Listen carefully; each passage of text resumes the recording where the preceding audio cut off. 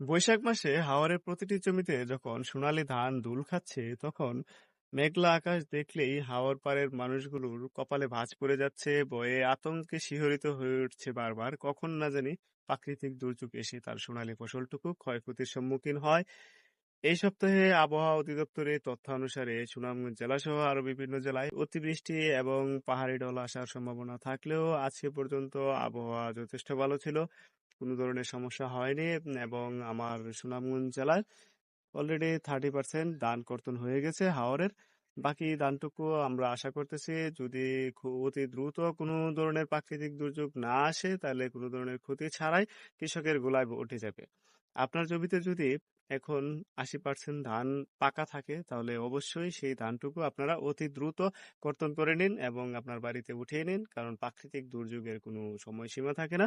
যে কোনো সময় শিলাবৃষ্টি অথবা অতিবৃষ্টি, ভারী বৃষ্টির কারণে পাহাড়ি ঢলও আসতে পারে এবং আপনার ফসলের ক্ষয়ক্ষতি হওয়ার সম্ভাবনা থাকে।